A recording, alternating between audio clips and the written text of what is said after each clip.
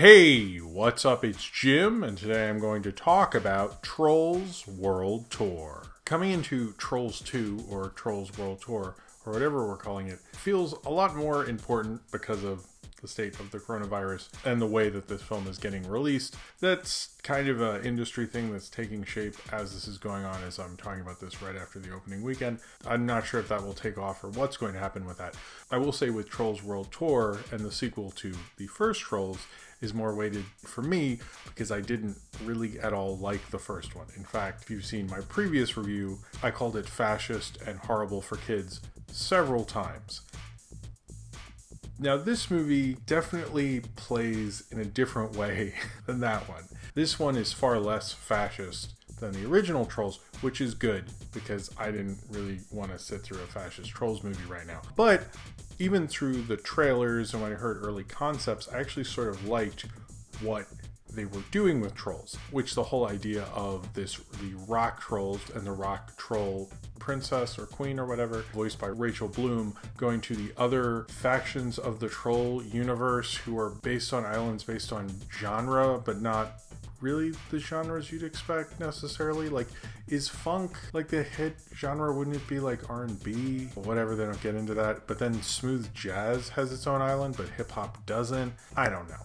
It doesn't make any sense. But she has to steal like the 6 main strings of music, and then she controls all music. And Poppy and Justin Timberlake have to stop her, or Branch or whatever, have to stop her from doing that and taking over all music. And I thought this was actually a good message in general because of the idea and the weighted idea that rock and roll is, you know, the best music or the most important music or the most serious music, and the idea of gatekeeping, which seems to be a huge problem with rock music in general. And I thought that was actually kind of a cool message for kids going into it. And this film sort of deals with that in an interesting way, which I didn't entirely expect. Now, it is a jukebox musical, which can be super annoying. It sort of reminds me a bit of like a Glee episode or something like that, and not really in a good way, because they had like a point to their covers, and this just feels like, here's music. It's like when you go into someone's iPad and you ask them what their favorite kind of music is, and they just say all of it. That's sort of what it's like listening to Trolls music in Trolls World Tour. Even though, you know, it is kind of very general in terms of all these music, you probably can't go into more of the specifics because you're covering so much. So, you know, maybe I'm just being a jerk. But with this whole idea that rock is the most serious and is the most important and so forth, is this weighted idea because rock and roll has been used to say, you know, I don't need to hear music from other ethnicities, I don't need to hear music from other sexual orientations, other than kind of this cis perspective that kind of dominates a lot of rock and the rock that they're particularly talking about, because rock is the most serious. And, you know, you can go into the disco sucks kind of record burnings and all those things, and how that is not a good message for kids music gatekeeping. And I actually like that about this movie, and I like that message going throughout this film throughout most of it. They sort of change it midway and make it far more about the Poppy character voiced by Anna Kendrick.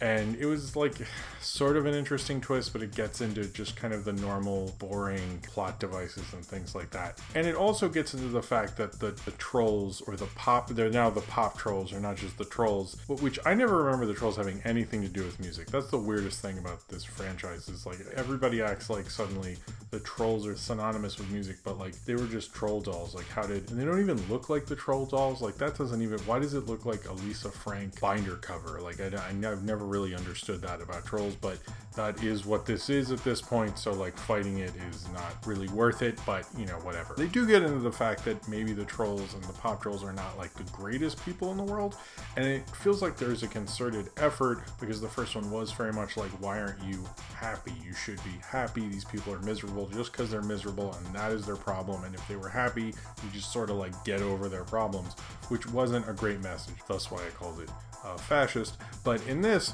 they sort of don't go that direct with it. In fact, they question the people, and their main antagonist is someone who's trying to push that onto someone else, so it makes them question themselves. So in terms of morally, I would say this is actually a much more complex film than the first one. Not like, you know, super complex or anything, but it's definitely the Frozen 2 to Trolls Frozen not really though. I do think this film is better than the first one, which I don't think was Frozen 2. Yeah, I think this is maybe a little better for kids than the first one, which I kind of liked that they morally changed it. Not that like my own daughter didn't actually really even want to watch this movie at all, was not interested. I find Trolls weird in the oeuvre of DreamWorks because it's almost like it's sort of its own separate thing. Like Abominable, that feels more akin to DreamWorks, and even the DreamWorks we necessarily like. Trolls feels like its own weird kind of separate franchise, and it's even separate from the thing it's really adapting. And even though we have like all these movies made out of toys, from like Ugly Dolls to Playmobil to obviously Lego Movie, which started this whole thing, this feels the most separate from all of that in that it has like so nothing to do with the original Troll Dolls. It's a strange franchise, and it's strange that, you know, it's getting released the way it is too. I know it's very popular. I've seen like the Trolls experience around New York, and I've seen kids still with the toys from the movie and stuff, but I do not get why it is the way it is. That doesn't make any real sense to me. I don't like get like why it's done in this Lisa Frank way, like why it's so separate, why it's even called Trolls. Like, shouldn't it be called, like, I don't really know what it's should be called, but I don't care, like elves maybe, I don't know.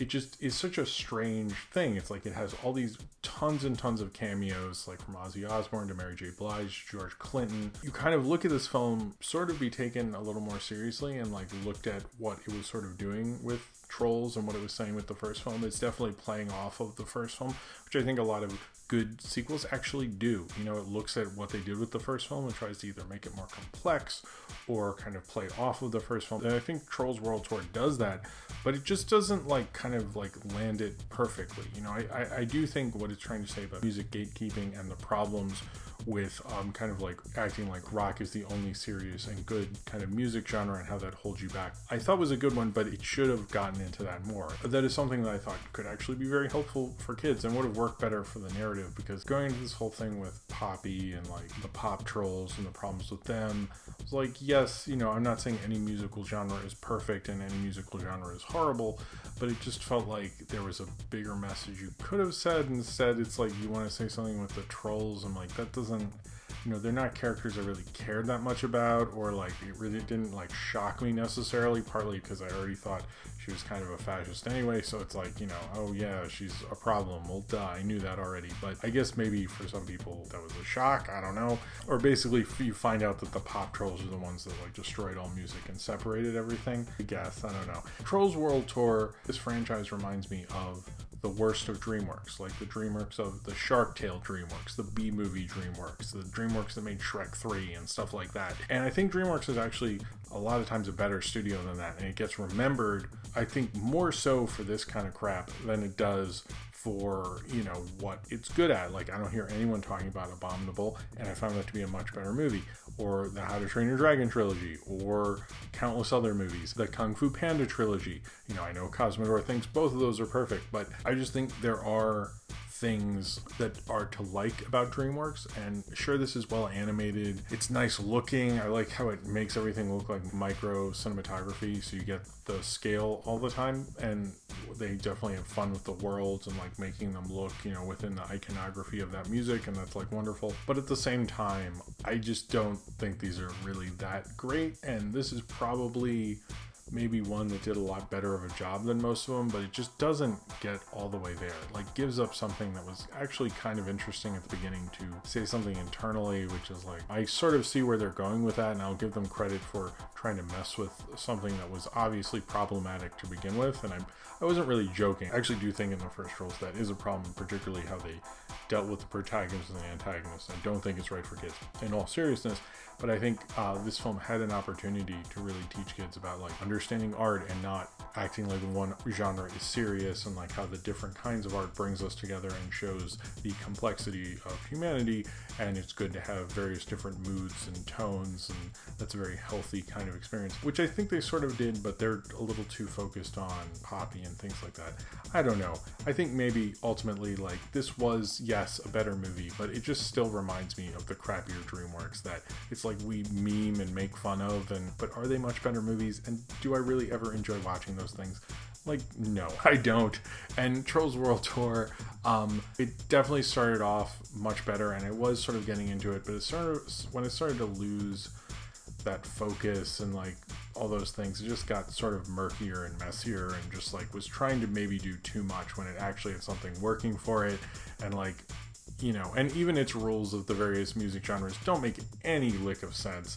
And having like the smaller subgenres suddenly pop up, like why is K-pop there? Because it's popular. But then why is yodeling there? Like, is yodeling a thing now and I missed that? I don't know. You know, it's sort of like doesn't fully grasp entirely what it is actually dealing with, which I think could have been an actually interesting message, which it sort of stinks that it fails at it, because going into it I actually sort of wanted it to succeed at that. I thought that would actually be good for kids. Like, I don't want people to think Led Zeppelin is the most serious music and disco sucks. I want them to understand what's great about both those things.